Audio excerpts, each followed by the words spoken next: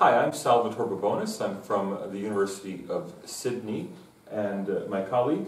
Jacek Bartosiak from Pulaski Foundation in Poland and the Potomac Foundation in Washington. And I guess we're going to have a discussion about China, China's place in the world today, and especially China-US relations in the era of Donald Trump.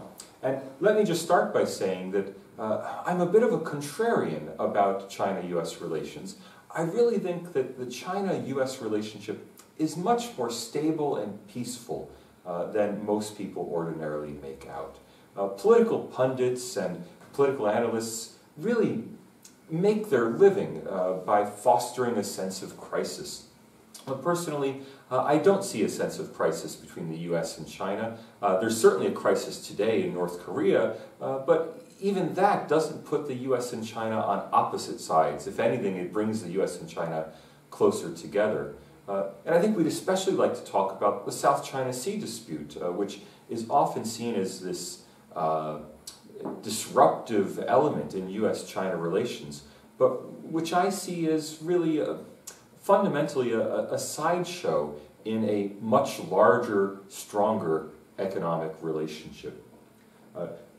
Shall I take it from there? So the South China Sea dispute is often put in the forefront of US-China relations as an important maritime dispute over a part of the world or a part of the world's oceans that is home to 1/3 of total global sea traffic, that may be the source of major hydrocarbon reserves, and that is shared in a complex way by multiple countries with multiple interests. But when you start unpacking those claims, you realize that in the South China Sea, there's really not much to dispute.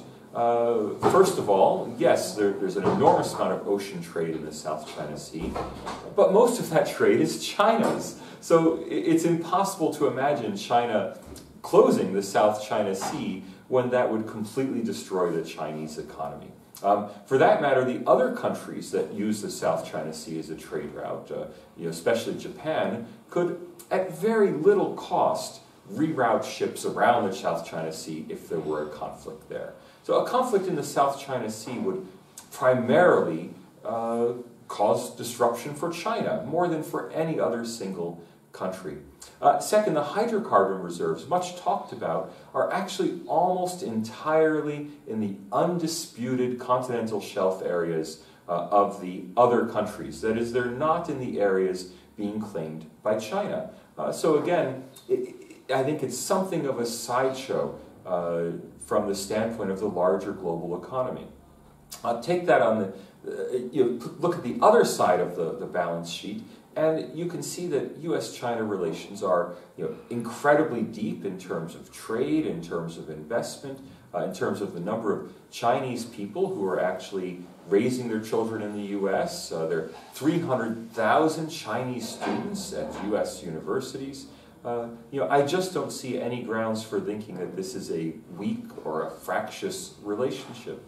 Of course, there are disagreements. There are disagreements in any relationship, but I don't see the relationship as a threat to regional, and certainly not to global peace.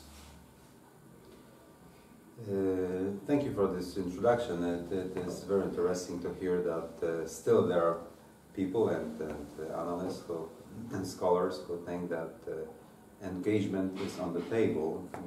Actually, I think that if we have one table, and on one side of it we have the fans of engagement, and on the other side we have those who want to contest the rise of China and sort of change the situation, this mechanism that is in favor of China as they see it in this zero-sum game. And this debate is really heating up in the United States. Actually, it has been doing it for a long time, at least since Obama announced the pivot to Asia, and the Department of Defense started preparing the air sea battle concept in the Western Pacific. It's very interesting to hear that still there are people who believe in engagement, and it's true. On surface, it looks like countries are cooperating. Those two United States and China, huge beasts, are really cooperating, are linked together by different channels, by different ways, in different spheres of economy and political realm, but still, I think you can already see over the horizon, or already, see in front of our eyes the competition that is rising. And in a nutshell, the competition is about who can deny the access to the market. Because from what you were saying, it sounded to me, you didn't say it, but it sounded subconsciously that your view of the world is that the globalized world is like a market, okay, and there are no constraints. And there is a market, you just have access to the market, you change the things you produce, the services you render, and you get paid for it in the system. And of course there is power. There is power. Some countries are more powerful, less powerful, but it's in an artificial system of norms, of right. the economy, how you calculate it, without physical, for example, constraints, without the things that, without distance, for example, without choke points like Malacca. In fact, and that's a very old discussion dating from the 40s in the 20th century, right after the Second World War. So I think we are back into this game of discussing who is more right in this describing the reality. In my opinion, and I'm right now just try to summarize very short, very briefly, is that still there are major constraints, and the question is not whether there is a market, because there is, of course, something like a market, but it's who sets the rules of this market, and sometimes the power that is trying to set these rules has to show that it can deny the access to the market. And the whole problem is that you can deny the access to the market either by currency like dollar or something, or the system of norms, but if the competition is getting harsher and harsher, you always do it by geography, because you have choke points, you have proximity, you need to project power to impose norms. So the US Navy needs to overcome obstacles, choke points, straits, tyranny of distance in the Pacific, and so on and so forth. So at the end of the day, if it comes down to hard decisions, there is terrain, there is geography, and there is geopolitics, old-fashioned geopolitics, of course combined with the human factor, with financial tools, everything in one place. That's why I think that the most important tool you have is the tool to deny access to your allies in the region, like in the Western Pacific, to your resources, to your architecture, economy architecture, because you're a global power, you need markets, and someone can deny it because it's closer to this market, for example. I agree with you, but I think that the 20th century world of geopolitics is declining in relevance, and the 21st century world of geoeconomics is rising in relevance. If we think about choke points, in European history, there was a century of conflict over the Bosphorus Straits and whether Russia would be able to access the Mediterranean. Now, as you say, the big choke point is the Straits of Malacca. But these are at this point both only theoretical possibilities, and they're less important than they used to be. But when I say only theoretical possibilities, I say that because nobody has closed any of these geopolitical choke points since World War II. They've been open ever since then. Second, if anyone did close them, we have to ask who would close them. I mean, virtually any country in the region could close the Straits of Malacca. Singapore could, Malaysia could, the United States certainly could. China might be able to, but why would they?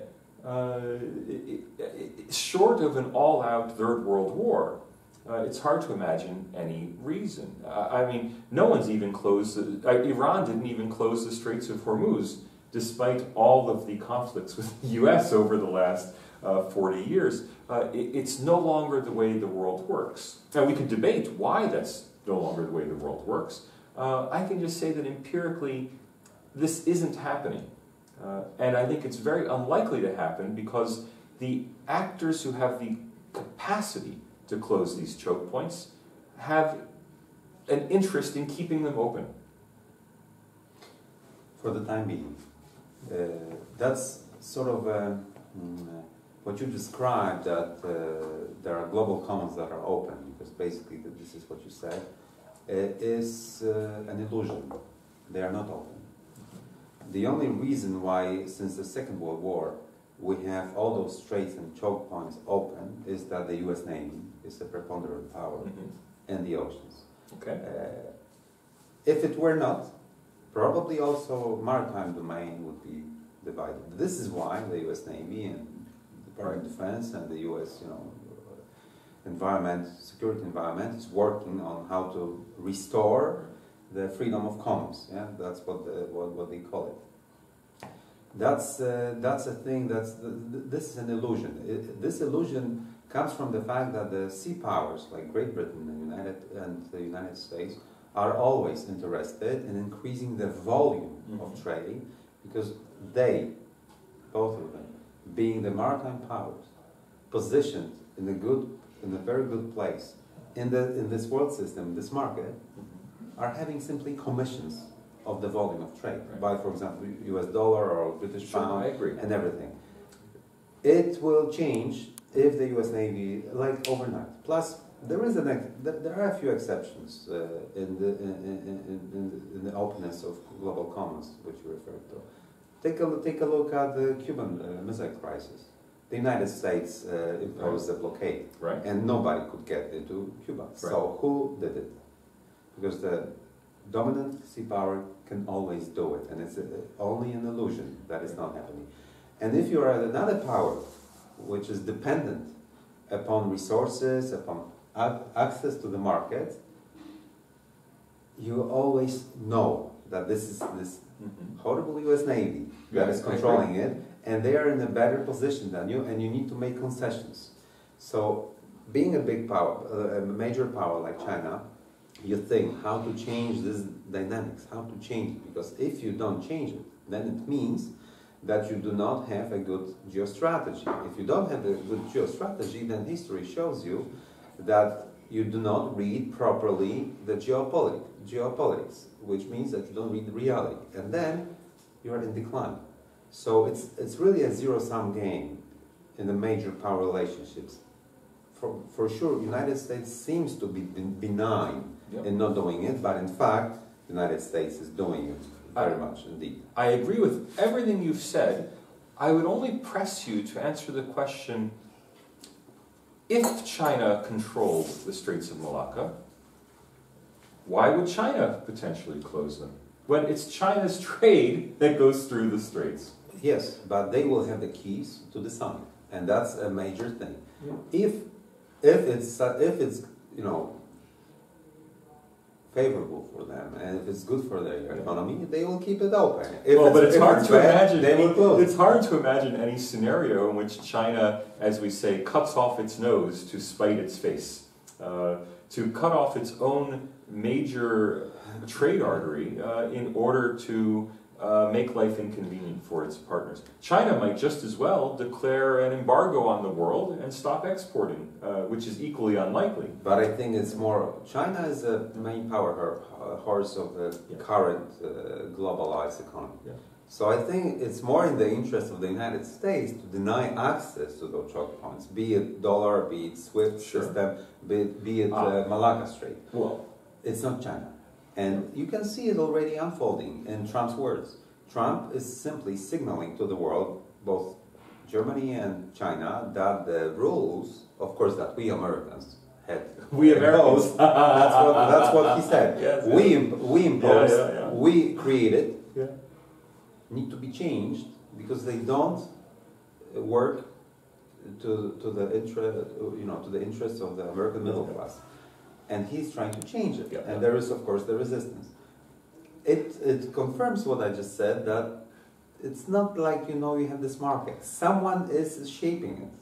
So when you mentioned choke points, you mentioned the Straits of Malacca, but then you quickly started adding examples of 21st century networks. Now, you mentioned the dollar and the SWIFT system, but let me add right away the internet, the Apple App Store, the Google Play Store, you know, the use of cloud computing platforms. And here is where we get the transition from the 20th to the 21st century. The world of physical trade, you know, the world of, you know, oil being important to the economy, that's still there. You know, oil is still important, but oil is incredibly less important than it was 50 years ago. Think instead what's important now. The online economy is increasingly important now. And that's where US power is consolidating and is in many ways relatively immune to challenges from countries like China and Russia. I mean, let me use the example of the mobile phone world. Virtually all Chinese mobile phones run either iOS if they're Apple, or they run Android if they're from HTC or from the big Chinese mobile phone maker Huawei, if they're from Huawei or from another company. Now, Tencent, the big giant Chinese internet company, tried to introduce an alternative platform, an alternative operating system for mobile phones specifically for China, you know, a native Chinese platform. The press releases in 2015 said that they expect within a year to capture 20% of the Chinese market. How much did they capture? Less than 0.5% of the Chinese market, because there's such network externalities, such benefits of being on these global networks. And these global networks, in the mobile phone world, it's iOS and Android. In the computer world, it's you know, Apple's operating system or Microsoft's operating system. But the benefits of joining these global platforms are so enormous that no one voluntarily wants to be on their own separate platform. And these global platforms are fundamentally American.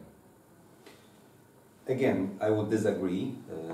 Of course, technology is changing the centers of gravity, the centers of power, distribution of power, but there are always channels. There are always routes connecting those centers of power, of productivity and power.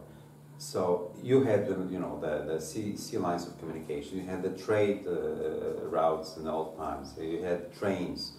Now you have something that is, as I said, the term was coined global commons. So be it cyber, so all those invisible things that connect people, outer space.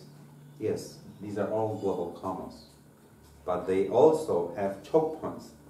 They have choke points. For example, you can simply switch off the system. You can switch off the internet. You can do different things. You can bypass the SWIFT system, and it is being in the making now by China. Yes. You can also bypass the system of buy and sell of crude oil, which is also in the making.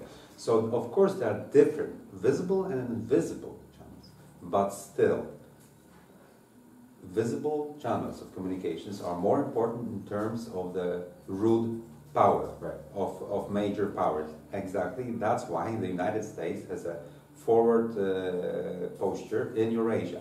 And one last thing.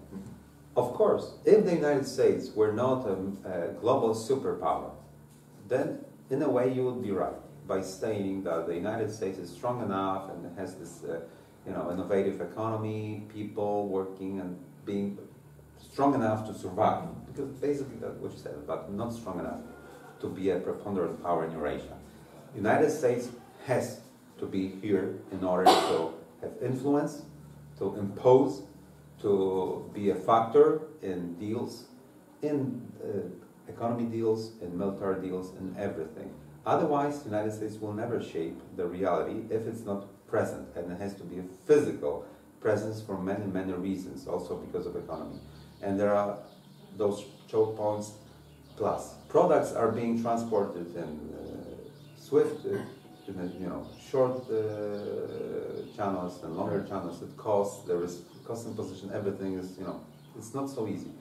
And the last thing, of course, I'm not an expert in this modern technology and so on, but you know Alibaba? Yes, of course. And AliExpress. So browse the Polish internet. It's the third most frequently used application in Poland now this month, and it's not the U.S. invention. So that's an example, and you can multiply those examples. Yeah. The crucial point is that China can turn off the internet in China, but the United States can turn off the internet. For the time being. China, for the time being. China can develop its own payment system. It has developed its own payment system. But Visa and MasterCard are the global payment systems.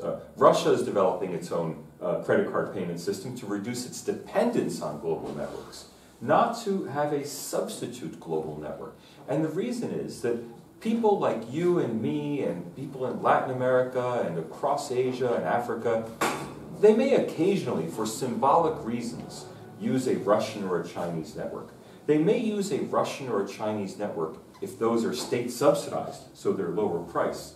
But once the subsidies disappear, once the politics are not involved, people revert to participation in these global networks. I mean, everybody uses SWIFT for interbank transfers unless they have a specific political reason not to. But the default is that you will just join this larger world. And that's what is creating a world that is not specifically, these are not networks run by the United States government. These are not US government networks. These are private sector or nonprofit sector cooperative networks that are inevitably, once people are free to join any network they want, they're inevitably centered on the US. They're not US networks. I mean, SWIFT is not a US network, MasterCard, Visa, iOS, these are not US networks. They're US-centered networks. I agree, and that derives from the fact that we have the US dominate world system since the Second World War. Right. I would say since the first, but we can debate that. Yeah. Yes. It's arguable. But basically that's how it is with all those institutions, SWIFT, banks, modern banking, everything. It's true. The issue is that it is being contested. And the reason for people accessing all those beautiful tools is not because they are so beautiful, but because they are the only ones, and they are legitimized by the United States preponderance in many things, plus, and most importantly, in the United States geostrategy capability to absorb investments and selling bonds, okay? Because if you buy the US bond, you will always get paid by the US government. It's a solid payer, it's a credible payer, there is a rule of law, and they are always safe. And powerful enough to export dollar and have network of dollar-oriented, world's business system. But trust me, once it's gone, there will be a new system. And the world is right now into this direction. I'm not saying this will happen, but for the first time since the First or the Second World War, it is happening, which will create chaos, it's true. And you can already feel it somewhere in the borderline, in those places, in those crash zones, in those gray areas. You can feel it.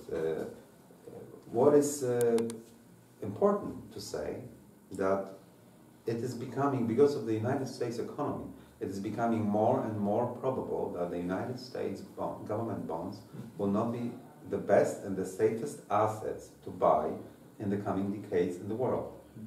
And that's a game changer. That's a game changer. This is why I think Trump is trying to reform the system. As the middle class is evaporating in the United States and entitlements are huge and getting huger, the baby boomers will be entering the retirement age, and simply the United States might not be in a position to sustain its position first in Eurasia as a superpower, because it will not be able to pay for the expense for the military and other things as the interest, as the deficit and the debt will be increasing, and the United States will not be paying proper payment to the investor, to the bond buyers. And that might change. It's the first time since ever the United States is facing. It's a different story than the Second World War, Great Depression event, because that's the first time that the United States was not borrowing the money from the external markets for war, for a major war. And simply something has to be done. The order must be brought back to the house, as they call it, on the Capitol Hill. And I can see it happening, and everybody's watching. I'd say this is the third time that there's been a systematic challenge to U.S. centrality. The first being World War II, the second being the Soviet system after World War II, and now this is, we could see, as the third challenge. And I think that this third challenge is actually weaker in many ways than the others. I mean, you talk about U.S. debt, and I think this is really, something that, when you start talking trillions of dollars, people's minds explode, because we can't imagine that much money.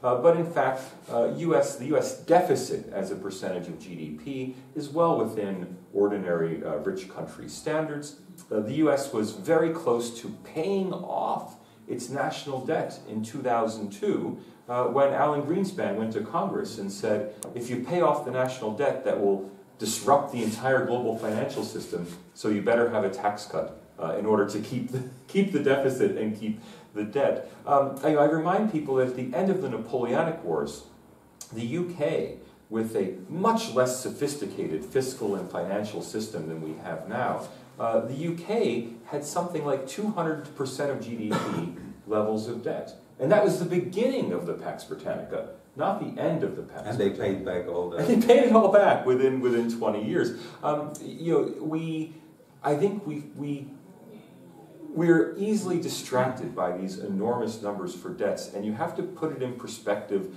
compared to GDP, compared to the fiscal capacity. If anyone is facing a fiscal crisis right now, it's China, not the United States. I mean, in China, the central government deficit as a percent of GDP is officially 3%. Both the Credit Suisse and my own calculations are more like 12 or 13%. There's a brewing financial crisis in China that everyone sees coming. But that's beside the point to me. The point to me is that even if the United States, as a country, as a government, were no longer the responsible center, American-focused networks would still be very robust to that system. I mean, consider the 2008 financial crisis. It was an American financial crisis. It was U.S. banks that were going bankrupt. It was the U.S. mortgage-backed securities market that was the problem. Yet in 2008, 2009, there were mass panic flows of money from the rest of the world into the U.S. The reason is, as I said, because you're a safe haven. Yeah? Well, a safe haven, even when that safe haven is having a serious crisis, the U.S. is perceived as a safe haven.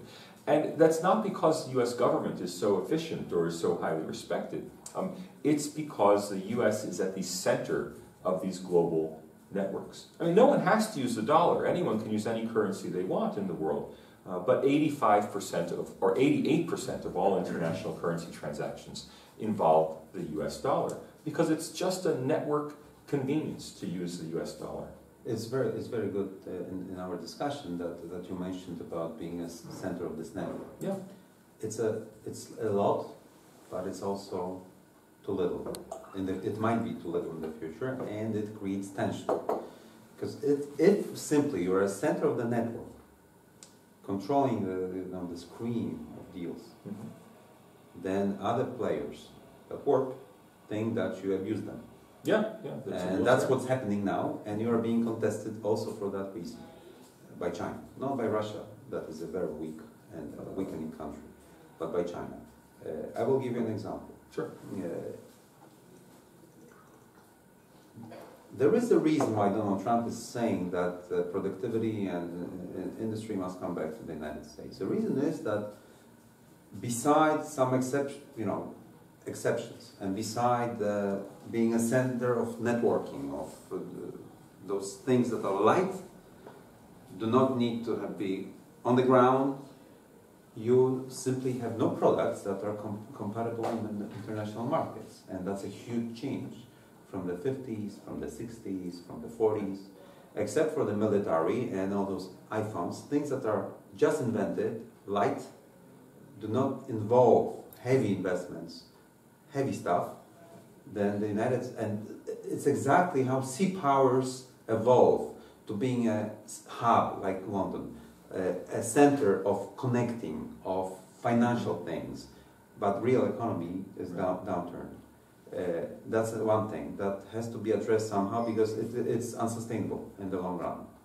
Especially if your enemy is China, which always, in the history, always, if not abused by foreign powers, have the surplus of an export, because it's more productive. People simply are more laborious there. And two more things to your argument.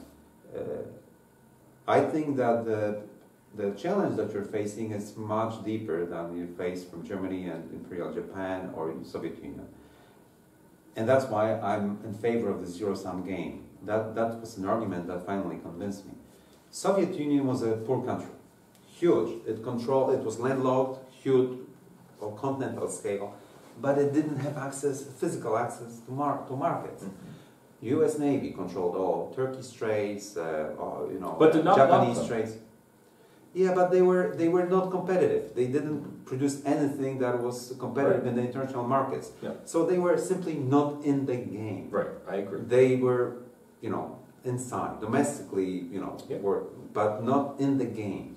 Plus their GDP never surpassed 25%, although CIA claimed it was 40 of the United States. So it was never a challenger of the system. You lived separately. You didn't live in the one system, which created, as a result, it created tensions only on those, on the borders between the systems. Plus, they undermined your role in Eurasia, and you were afraid that they would come to you sooner or later. Plus, they had nuclear weapons, so it was more of a clear military challenge than the,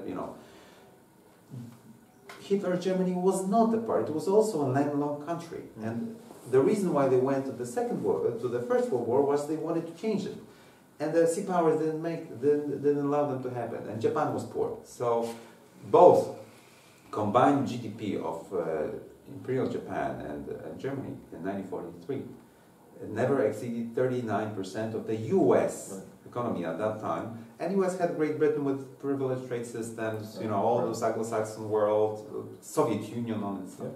China itself now is more than 60% of GDP according to the nominal. And 100% PPP is bigger. And PPP is bigger. Plus, it's in the main horse, in the center of the maritime global world system created by the United States. So absolutely. This challenge is completely of a different scale. When you're in the world of physical products, what you say makes a lot of sense. But this world is disappearing. At least it's becoming less relevant. And Donald Trump himself is an old man who doesn't understand that the U.S. doesn't make physical products anymore, and that it shouldn't make physical products. Let me put this in perspective. The northeastern United States, the area running from Virginia or North Carolina up to Maine, is about 50% richer than Germany. It's still even 30% richer than Bavaria, the richest state in Germany. Bavaria's GDP per capita is similar to that of a southern U.S. state like Tennessee. Germany's as a whole is similar to that of Alabama. Japan is even lower. Japan's GDP per capita is roughly on a par with Mississippi, about half the level of California. The reason the U.S. no longer manufactures is that the U.S. is too rich to manufacture. If you look within the United States, manufacturing has left places like California and Washington State on the West Coast and New York and New Jersey, and manufacturing is now centered in the very poorest areas of the United States. The big manufacturing states are the states that are on a par with Germany or Japan. Manufacturing is that old economy. It still exists, it's still important. I'm not saying it's disappearing. I'm saying that if you ask any layperson or any business person for a list of the most innovative companies in the world, they won't list Chinese state oil companies, or even South Korean automakers. If you ask them for the most innovative companies in the world, they'll start rattling off, Apple, Google, Facebook, Amazon. I mean, Amazon, even if you compare Amazon with Alibaba, Amazon doesn't make any money from selling things online. Amazon's profitable sector is cloud computing hosting. That is, Amazon has moved from being a physical online company, selling stuff, to being a company that offers a platform in which other people can sell things. And that's where it makes its money, is the platforms, not the physical selling of goods. That's what's happening in the world today, is a shift in value and innovation towards these intangibles. You can see this, everyone can see this every day if they simply go to a Starbucks. A Starbucks is able to charge 5 times the price of just getting a cup of coffee from an automatic coffee dispenser, because they're selling a systems experience. We don't think of Starbucks as technically sophisticated, but they're selling an experience, not a physical product.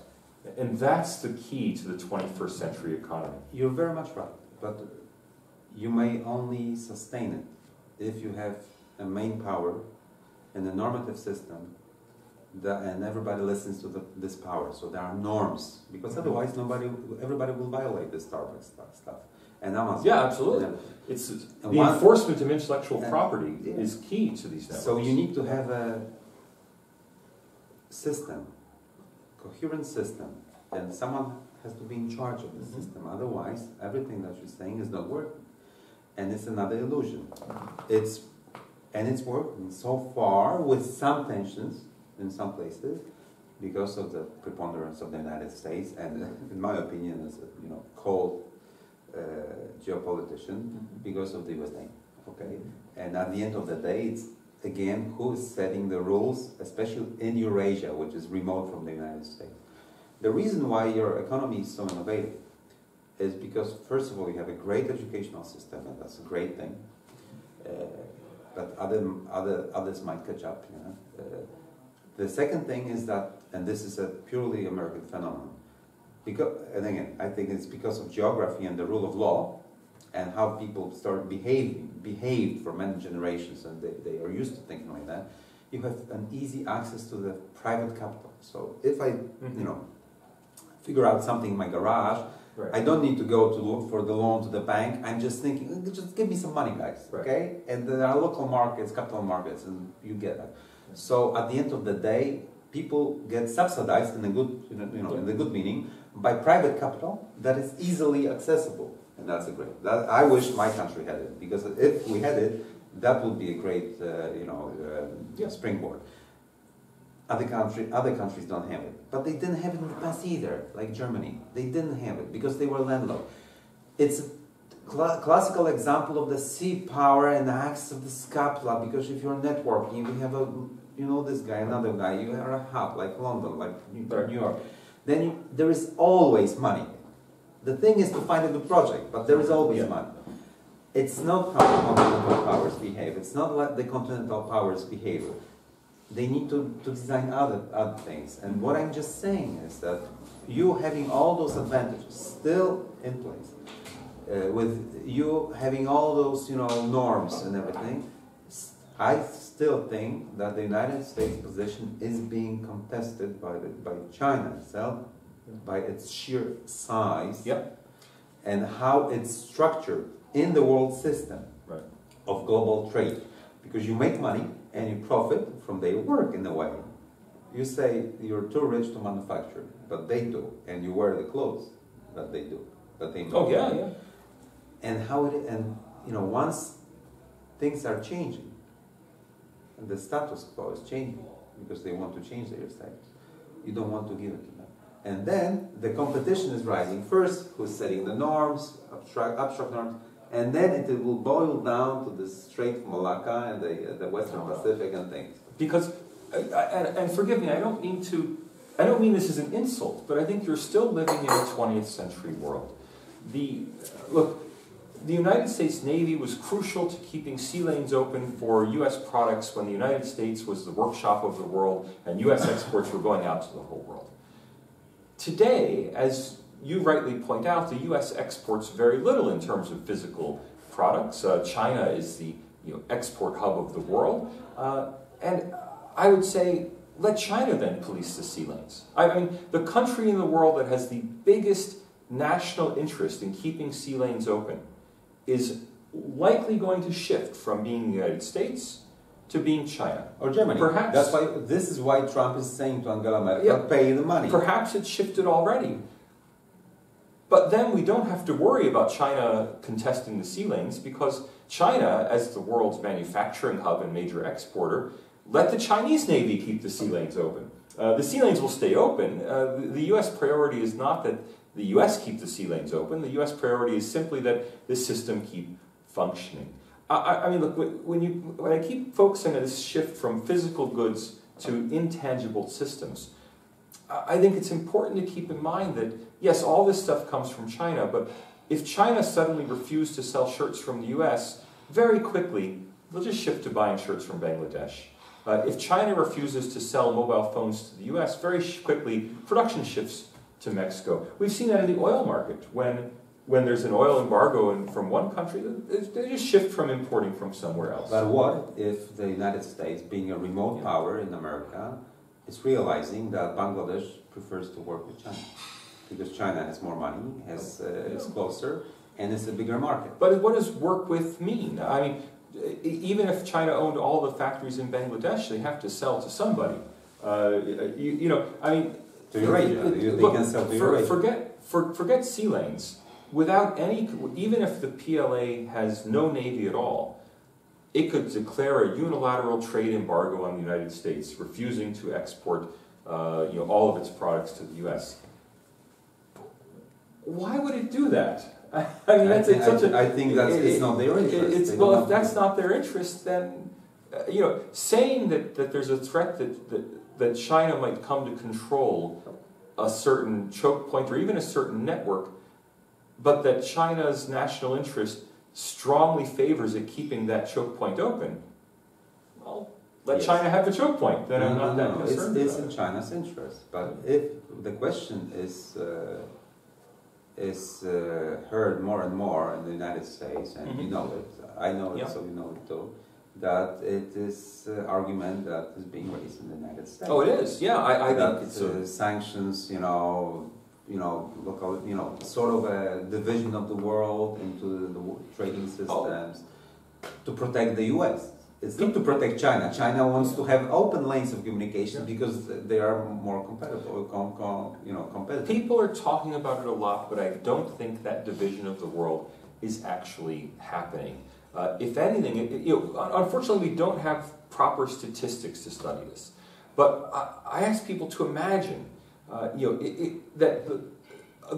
if anything, the world is moving away from those physical networks that could be disrupted into intangible networks that countries can isolate themselves from those intangible networks, but they can't affect those intangible networks. The network is much more robust than any country could disrupt. And even if this is not the truth even if this is not the case in terms of sheer volume of things moving across borders, it's the case in terms of value. I mean, no one's making money today producing steel or clothes or even oil. The value is in intangible goods and intellectual property. It's true. But this value is always subjective.